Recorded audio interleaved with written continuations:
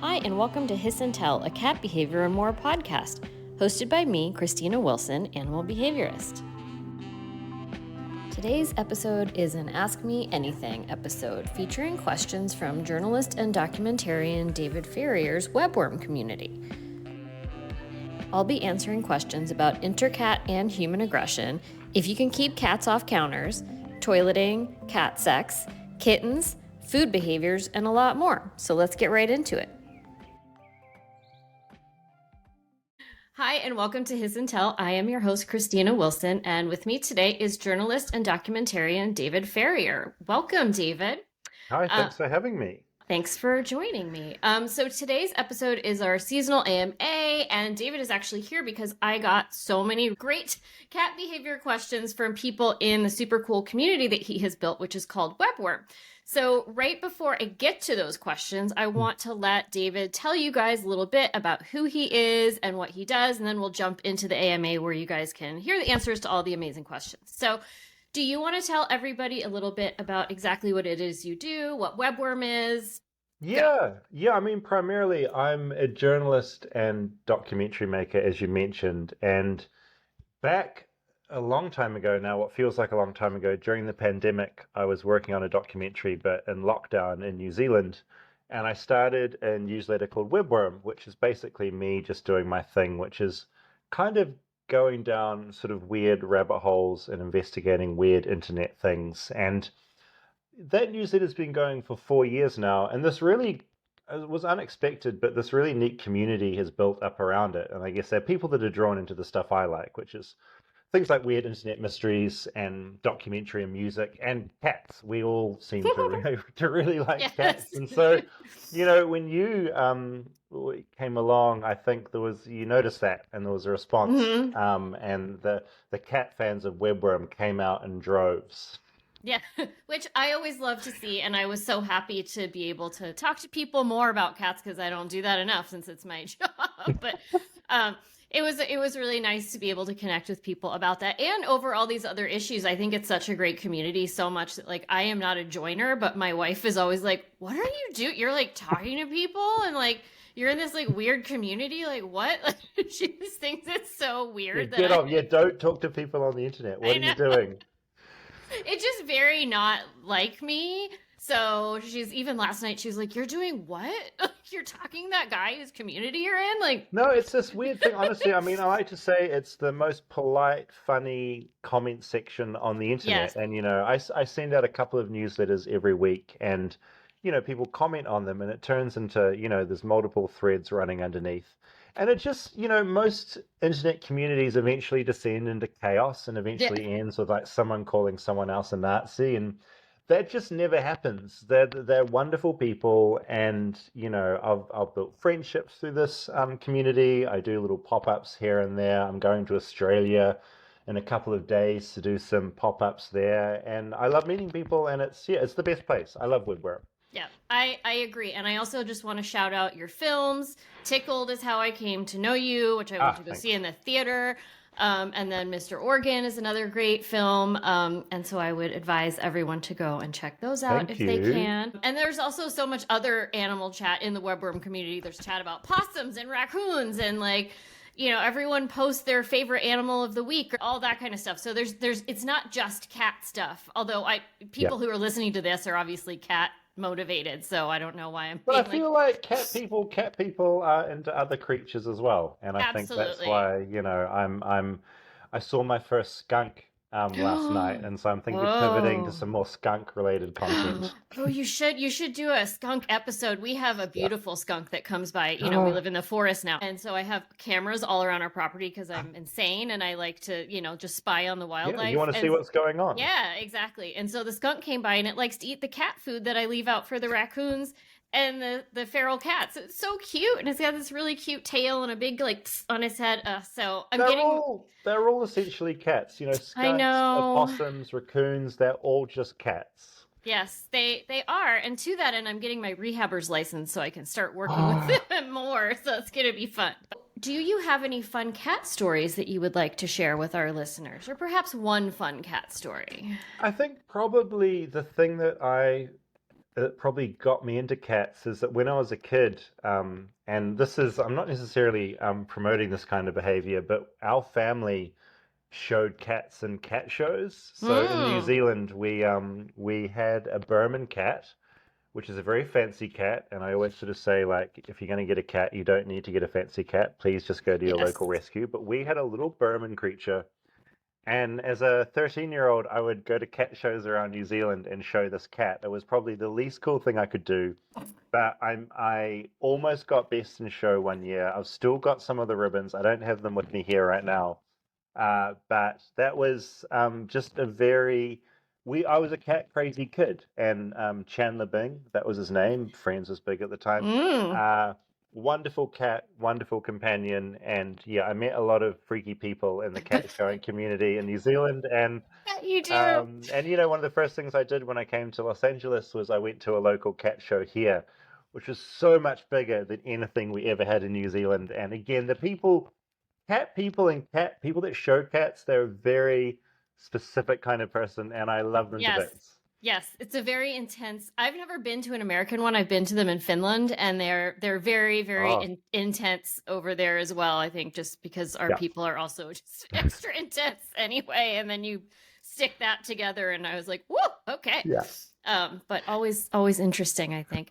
yeah. So how can people find you and your work? You also have a podcast, so I want to share that with everyone. The Yeah, podcast is probably amazing. the best way to find me. I do two main things. I write Webworm, which is just an Mm-hmm. internet address you can go to. It's www.webworm.co because I couldn't afford the .com.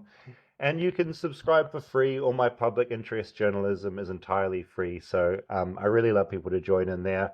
And I do a weekly podcast about sort of me being stuck in America called Flightless Bird.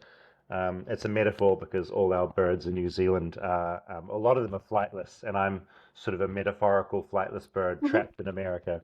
And if you just search for Flightless Bird on any podcast platform, we've just launched on YouTube, you can find the show there. All right, amazing. So thank you so much for sharing with our listeners, and everyone be sure to follow David on all his various platforms, and the AMA will start now. And welcome back to the AMA portion of today's episode of Hiss and Tell. With me is my beautiful spouse, Allie Wells, who will be reading the questions. Welcome, Allie Wells. Thank you. Just thought I appreciate being here in our house. I just thought I'd be weird. So, Successful. thank you. So, as discussed with David, I asked members of his community, Webworm, to give me questions for today's AMA, and Allie is going to be reading off the questions, and then I shall answer them. So here we go. I don't know what's wrong with me today. I'm sorry. I don't know either. Anywho, Okay, you ready? yes. Is it reasonable to train cats to stay off of counters completely? Or is that a pipe dream unless you're willing to apply an aversive stimulus, which I am not? It's pretty much a pipe dream to get them to stay off counters completely. You can absolutely train them to stay off counters while you are around. And you can do that by training them to have a go-to space, which you can do via clicker training or go-to spot. And for that, I always recommend my amazing colleague at catschool.co, who does full tutorials on how to clicker train your cat. And I believe one of those tutorials is about teaching how to do training to a go-to spot. So in this instance, I would pick something high because cats really like to be high, which is why they're on your counters. Give them like a tall cat tree or a shelf and train them to go there when you're going to be cooking or doing things in the kitchen that your cat is normally on the counters for. And that should help you for that specific issue. However, keeping them off the counters all the time, I think it's not really possible because cats are going to do what they want to do while you're not in the room or when you're asleep. And also, I am also strictly anti-aversives, which don't work on cats anyway, so you should never use any aversives like spray bottles, shouting, punishing, yelling no at your cats. None of those things work on cats because you're actually giving them your attention, which is what they want the most anyway. So that is the answer to that question. I had to move myself with my 2 cats to my parents' place, and it's been 6 months now. And Tilly, my mom's 2-year-old cat, is still upset at me for bringing the others. She's slowly getting used to them, and they're kept separate during the day when we're not home and have supervised time together in the evenings. We use Feliway Friends, and that's helping a lot. But she has a personal grudge against me. Really? As she knows their presence is my fault. How do I win her over? She'll happily take treats from me, but I'll often get hissed at if I attempt to pat her, although she's totally fine with mom or dad doing the same. I've tried to take it slowly with her, but it's been far longer than I anticipated for her to still be offended. I love the idea of a cat being offended. Well, yeah. She has definitely made a lot of progress, but still not there. What do you reckon? So, off the top, I just want to stress that cats don't hold grudges and they're not spiteful, even though I think that's something that's really like out there in the lore, is that cats are these like very spiteful creatures, and they're not. They're not holding grudges, they're not being spiteful. She may just still have some, residual anxiety is what I would say around all of this. And I would recommend using a high value reinforcer, which is a treat that she only gets when she's working with you. Something like a churu, freeze-dried chicken, tuna, those freeze-dried minnows that are very disgusting, but cats seem to really like. Yeah, look at that face. Allie loves the freeze-dried minnows. And then you can start to form a positive association with her when she is around you, and let her come to you. Don't go to her and try to pat her. Let her come to you. Make it all her choice. Everything with cats should always be their choice, or at least have the illusion of it being their choice. And so you may just have to work on her timetable. I would also say that if this goes on for a really, really long time and she seems very, very stressed, that you might want to speak with your vet about a short course of fluoxetine, which is cat Prozac, to help her get through the stressful period. And if you do that, make sure that you get it compounded as a transdermal ointment versus pills, because again, and I know that I say this a lot, but the idea of chasing around a cat to pill them, to give them anti-anxiety medication, is just antithetical. It does not make any sense. So I would also add intellectual stimulation, bird feeders outside, puzzle toys, enrichment boxes, other stuff, so that her mind is busy. How do I stop my cat from attacking my legs, stalking me in the evenings after she's been fed? She loves me the most, but also attacks me the most in the household. So this is actually very common, and I have had a lot of clients recently with this issue. It's hard for me to say for sure what this is without seeing a video of it, but generally this is play aggression, right? So it generally happens when households that have solo cats and the cats are bored, and especially in the evenings or in the early mornings when they would normally be out hunting. Cats are crepuscular, which means that they are most active at dawn and dusk. And so I'm guessing that in the evenings after she's been fed, this is hitting her time to hunt. You can fix this in either of two ways. You can play with her to exhaustion, just generally for about 20 minutes until she cannot play anymore, about twice a day, maybe before dinner or right after, so that she doesn't need to solicit this play. And the other way to stop this is by totally ignoring it.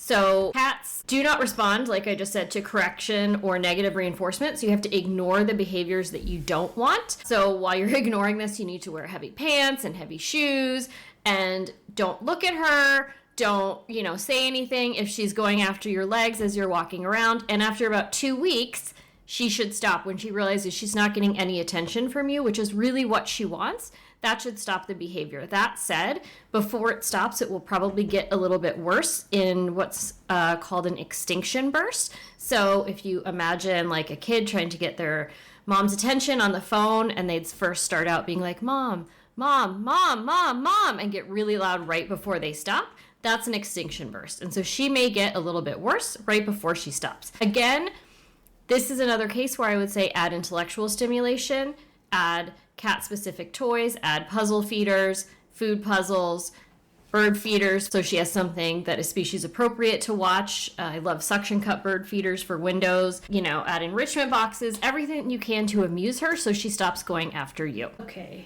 My neutered indoor-outdoor cat seems to take issue with me sometimes and sprays a flat surface, like a wall or door, right in front of me.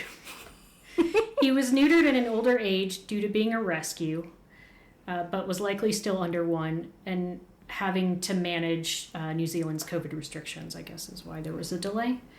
But I can't see any pattern to the behavior, and I haven't smelled any unknown spray spots.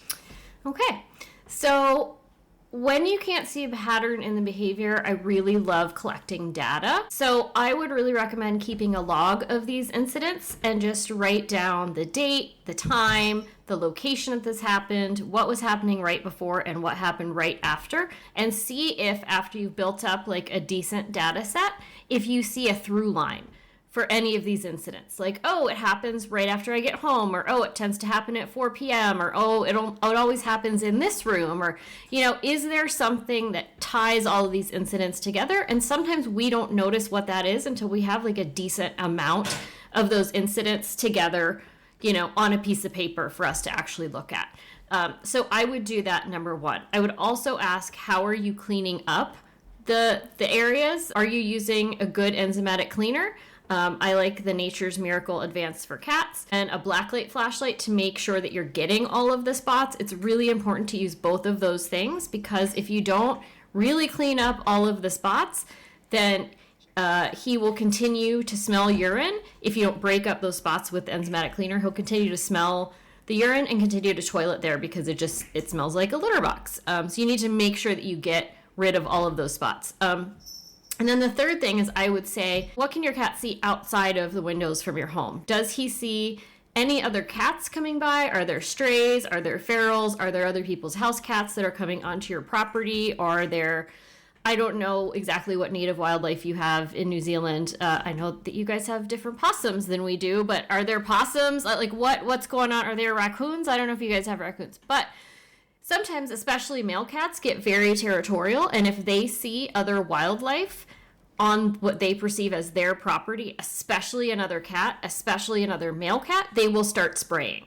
So, and he may be spraying to tell you, like, hey, you know, I'm seeing this go on. So I would definitely check to see if there's any other animals wandering around on your property. And if you need to, maybe put a little motion sensor camera out there to see if there's anybody there. If there is, you can put up like window blocking, transparent or translucent stickers so that it kind of blurs things, or like a window film, so that you still get light in, but he can't exactly see who's outside. And I would recommend also maybe using a motion activated sprinkler to kind of ask the random creatures to move along and not be right next to your windows. So that would be my advice for that situation. Okay.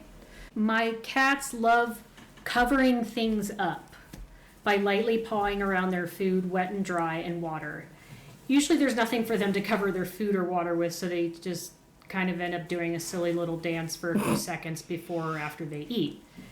They also have a hard time burying their waste and end up scratching the sides and entrance of their litter box rather than the litter itself. Is there something I should do differently, or a tool I should provide them so they don't feel like they need to cover their food and water, or is it otherwise harmless behavior? They're both long-haired cats, which I've read may have something to do with the litter box scratching. Yes. Okay. So trying to cover their food and moving the water around are very normal cat behaviors. They're instinctual cat behaviors that come from living outside in nature, and they don't really trust the water that they would find in nature. It would normally be covered in leaves and pine needles and dead bugs and gross stuff. So the reason they stick their paw in there and move it around is because they have this instinct to move the water before they drink from it. So they're clearing the surface of the debris. So that's why they do that. We have several cats who do that in our household. For some of them, we've had to put like little rubber mats under the water dishes just because otherwise they would warp the wooden floors that we have. So you might consider putting down like a little mat of some kind around the water bowl if that's an issue. And for the food, what they would do in nature is, if they have food left over that they have killed and they are not hungry anymore, is they would cache it, right? So they would cover it up with leaves or dirt, hide it so that they can come back and get it later. So that's what your cat is doing when they're done eating. They have, again, that instinct to cover and cache their food and come back to it later. We have several cats, again, that do this in our house, and I always just think it's funny and pretend that they're helping to clean up, even though that's not really what they're doing at all. But that's just something that you really can't change that behavior. If they have it, it's an instinct, and they can't do anything about it. So regarding the litter boxes, that's a totally different behavior. When you see them scratching around outside, that generally means the litter box is not big enough for them. And so especially when you have long-haired cats, even if the cat themselves is not that big, because they have long hair, they need an extra big box. And that is just because for them to toilet comfortably, they want to make sure that they're not going to get dirty. And you know that cats are fastidiously clean animals. They want to maintain their what I call fresh and sexiness at all times. Fresh and sexy. Fresh and sexy.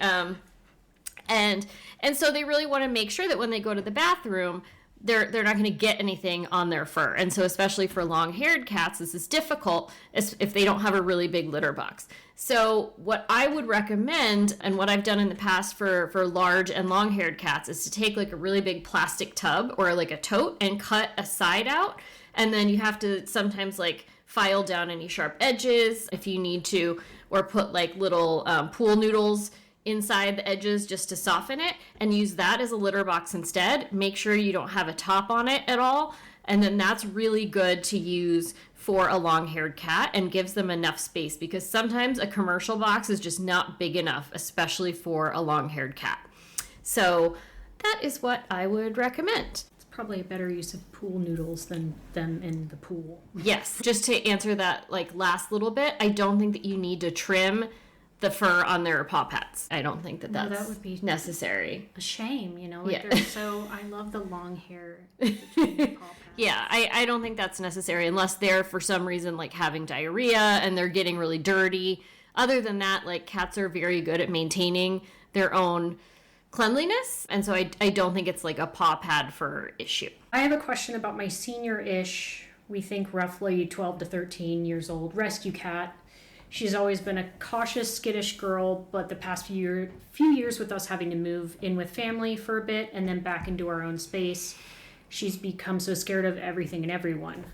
I rescued her when she was about 6 months old and was told she wasn't in the best household situation prior, but no further details. She's fine just around me, and over the years, her safe person circle has expanded to include my human kid and a couple of friends who are around often. But if there's anyone new or with a loud voice or who moves too quickly around, she runs and hides. She jumps at every sound and will run and hide if she hears anyone outside at our front door. While I'm at work, she spends the day curled up under the blankets in my bed, which is a vast improvement from, I guess, 20 plus hours a day hiding under the blankets. So I'd love for her to feel less anxious and more confident in general, so she doesn't feel like she has to hide. Like if I'm home and hanging out with her in the living room and my kid comes in the house with their friends laughing and talking. I'd love her to feel confident and safe enough to stay with me rather than panicking and immediately running upstairs to hide. Any suggestions for helping with that? So moving is super stressful on cats. They're super tied to their home environment and the scent markers that they leave there. And then that alone can push them above a manageable threshold. And then some other cats are just super anxious. So I think maybe what's going on with your cat is a bit from both sides. So I would try adding what I've already talked about for multiple questions here. Add intellectual stimulation, which is like clicker training, adding bird feeders, adding puzzle feeders, extra play, enrichment boxes. I would also try playing cat music, which is music that was composed by this amazing scientist named David, I don't even know how to pronounce his last name. It's T-E-I-E. It's just at musicforcats.com. You can stream it for free. It sounds just like nice classical music, but it has a lot of like clicks and purrs and stuff in it. Whenever we've put it on, we just fall asleep. It's really relaxing for cats, and we actually use it a lot in shelter work. So I would try that. I would definitely add Feeliway plug-in pheromone diffusers if you haven't tried that already. And I would maybe consider a well-sourced CBD, but the gold standard, and I think especially for this kind of, I don't want to say extreme case, but pretty severe case of anxiety, you know, where someone is hiding a lot and they really get freaked out by sounds and other people coming over. That's not the best quality of life that we would hope for our pets. is that I would talk to your veterinarian again about getting them on that medication called fluoxetine, which is Prozac for cats. We have several of our cats on it.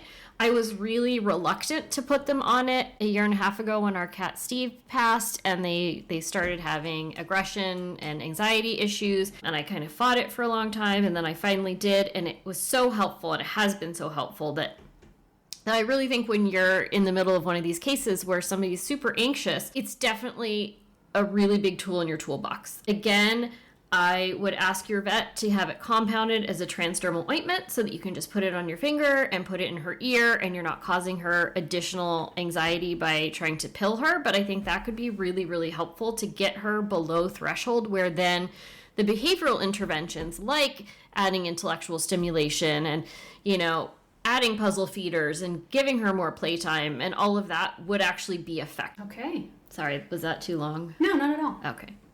So my favorite cat, Loki, who's almost 15, suddenly started peeing on the bed. As soon as I get up in the morning, he just pees on my pillow. That happened twice now. And yesterday he peed on top of the cat litter bag sitting next to the litter box.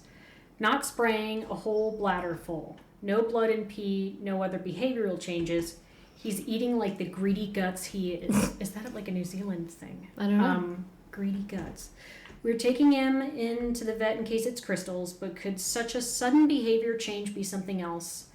No major stress or changes to the household, except our youngest cat has gone missing for 6 days, longest ever, and they're great friends. But he doesn't seem to be looking for her or anything. Cat troubles. Oh, your poor guy. I definitely think a full vet checkup with the urine culture is needed here, but don't discount the stress that he's feeling from his best friend being missing. Cats don't necessarily present stress certainly the way that we do as humans, and they are masters at not only hiding pain, but hiding stress, right? Because we have to remember that not only are they predators, they're also prey. So that makes them have to be doubly sneaky. I don't want to say sneaky, doubly good at hiding exactly what they're feeling, right? And stress is one of the biggest drivers of inappropriate urination in cats. So I really would not discount the fact that his friend has been gone for so long, and hopefully his friend has come back by now. Again, I would also ask, can he see other rival cats outside? Because like I already answered the other question, male cats might also mark if they see other cats in their territory. So that's what I would say. But definitely the vet visit is the most important thing here.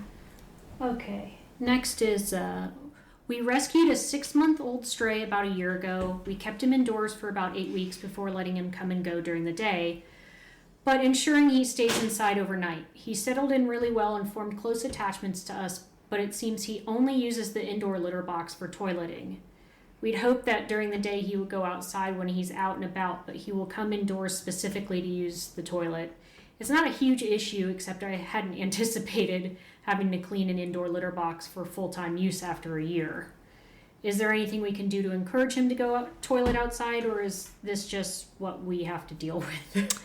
This is just what you have to deal with. Yeah, that's really all I can say about that. I would also ask, is he safe outside unsupervised? Like, do you live in an area that doesn't have a lot of traffic and doesn't have any predators? I know where we live, it's not safe for cats to be outside because we have bears and bobcats and coyotes and lots of traffic. But I will say, if you hate cleaning litter boxes, I mean, who does not? I don't think anyone loves it. Litter robots are very expensive, but they're very, very, very well worth it. It really is a life and game changer. And you can buy them refurbished, so you don't have to buy a brand new one. I do believe that they sell refurbished ones for significantly less than a brand new one. So I would look into that. And also just take care of your cat's safety going outside. Maybe at least put a tracker on him. Along the lines of cat breeding, I've always wondered if male cats know what to do after being neutered. Is that a dumb question? I only ask because my cat Winnie has yet to be spayed. She's always horned up around my cat Bosco, who's neutered. She'll strut her stuff around to him, and sometimes he'll mount her, bite her by the scruff, and do a weird dance with his hind legs. He's nowhere near where he needs to be, though. Is this a common thing? Yes. Okay. He kind of dances for a few seconds and leaves her unfulfilled. Oh, we've seen this a lot in our house. We've seen this a lot. Yeah, it is not uncommon. Yes, cats know what to do. They absolutely still have sexual impulses, even after they are spayed and neutered. In fact, Steve had very strong sexual impulses for his whole life and would blow himself all the time. Lovely, but it's true. And so, but there are also a lot of cats who just kind of don't know. They know they're supposed to be doing something, but they don't, like you said, they kind of get what they're supposed to be doing, but not exactly what to do. So it's just very normal, and honestly, you should be glad maybe that he's missing the mark, because cat sex is very, very painful for the female. Male cats have a barbed penis, so that when they withdraw, the barbs actually go in the opposite way, so that the withdrawal is what's very painful, and the pain of that is what starts ovulation in the female cat, which is a horrible... Yeah, I know. I didn't know that. Yes, that is what does it, and it is... It's a terrible system. It is terrible for female cats. So your cat is not missing anything. Hopefully her spay appointment is soon, because too many heat cycles can lead to pyometra, which is a severe infection of the uterus, and that can be extremely deadly. So that is my answer to that question. Everyone spay and neuter their pets. Our indoor-outdoor cat lost her most recent collar in about 2 weeks. The one before lasted several months, so it might just be luck. Is there anything that can help encourage her to keep it on or otherwise prolong the collar's use? She does seem fine with it, and we only get collars that'll snap apart if she gets caught on anything, but just in case you had any tips. So you're absolutely right to be using breakaway collars. It's really unsafe for people to use collars that are not breakaway. Not to be a super downer, but collars that aren't breakaway can really lead to a lot of strangulation of pets. So please, please, please make sure that your pets are wearing breakaway collars. That said, there are collars that are breakaway that have a stronger poundage, right? You can set the tension. Yeah, you can set the tension of them so that they don't break away as lightly, but they still break away when there's enough force applied, right? So the ones that we got for this issue, because we have a couple cats that learned how to just stick their paw up under the collar and just fling it off, which was not great. So we got, the brand is called Rogs. It's ROGZ, and those are the ones where you can set the tension and they seem to just be a little bit stronger, and those haven't come off. So I would recommend looking for those or similar ones where you can set the tension. And I can assure you that I'm pretty sure there aren't any similar ones, because it took hours of research for me to find those. Oh, okay. So it really is the best. I'm adopting a 4-week-old kitten. The litter was abandoned. I'm open to any and all tips of care for such a young kitten. Okay.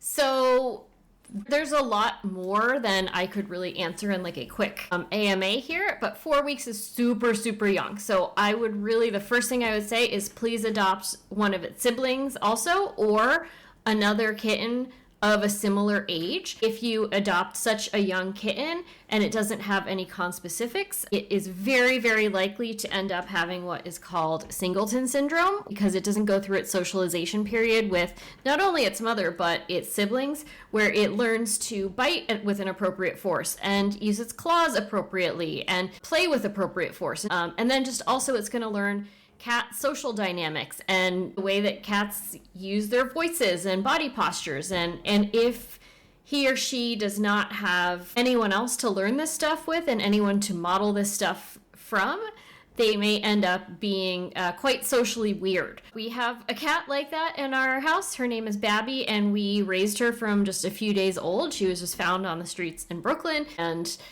she couldn't be exposed to the rest of our cats until she was old enough to have her vaccinations. And because of that, she is very special. Let's put it that way. She hisses a lot. She gets really mad at other cats. She slaps a lot. And I think a lot of that is also just her not quite knowing how to be a cat. She just didn't have those lessons, and we couldn't teach her. So I would really, really say, please, please, please try to adopt a pair, because it's quite a lot to handle otherwise. And in fact, a lot of people end up putting down singleton kittens or returning them to shelters because it ends up being so much work, which I, do not advocate for. So I really hope that you can add another kitten to your family. That said, you're going to need to get some KMR, which is kitten milk replacer, and bottles, because a 4-week-old will still need that nourishment. You're going to need to get all different kinds of toys. You're going to need to help this kitten toilet. You're going to need to get kitten safe litter, so not anything that's clumping. There's so much stuff to do that I think that would be its whole own episode. That actually is maybe a good idea and something that I'll cover with my best buddy, Dr. Gina Rendon. We got 2 sibling rescue kittens who are now nearly 2 years old, 1 male and 1 female. Indoor-outdoor cats. The male constantly terrorizes the smaller female to the point where she started going to the toilet inside because she's too terrified to go outside. She's going outside again now, most of the time, and not quite so terrified, but the male continues to stalk and chase and pounce on her every single day. Anything we can do, like feed them separately, she's found a place under an ottoman she can hide in, she sticks close by us when we're home. Any tips are appreciated. So the first thing I would say is get the Feelyway Optimum going in your house. The Feelyway plugins, they are pheromone diffusers, and the Optimum uses 2 separate synthetic pheromones. The first one is the bunting pheromone, so that is when cats walk around the house and rub their faces against like corners or the wall or you, and that is saying like, this is my territory, this is my home, this is where I feel safe. And the second pheromone that is in there is the nursing mother's pheromone, and that one says, hey, we are all part of the same family and we all get along. So I would definitely install those in your home. I recommend 1 per 500 square feet or floor of a home, or a room with a door that is shut all the time. I would also say, and this is going to sound really stupid, is put a collar with a bell on him. It sounds really dumb, but it goes a really, really long way into stopping this kind of thing, because like we've talked about, cats are hunters, but they're also prey. And so often if they get into this kind of behavioral loop, and they're so apt to get into behavioral loops because they're all a little bit OCD, when they're making noise, it's not fun for them anymore to attack each other because you've kind of blown up their spot, right? They can't be sneaky, they can't sneak up on each other. And then also the cat who's been acting like prey because they've been in this loop of like, oh no, he's attacking me, and so they start kind of having prey behaviors, which is moving quickly, moving in kind of this like disjointed way, like not with smooth movements, that would activate the other cat to attack them. So if they can hear where that other cat is, they're less likely to move around like they're prey, and that's going to stop that predator-prey cycle that's happening. So I would definitely add the Feelyway, and I would definitely put a collar with a bell on him so that she doesn't have to worry about where he is. I would also make sure that your litter boxes are not covered and that they have several exit routes so that he can't bully her in the litter box, which often goes on in these cases, is that like the bully will stand outside of the litter box and kind of corner their prey. They kind of just corner them in the litter box and wait because they're stuck in there. So make sure the litter box is set up so that that can't happen. And that is my answer to that question.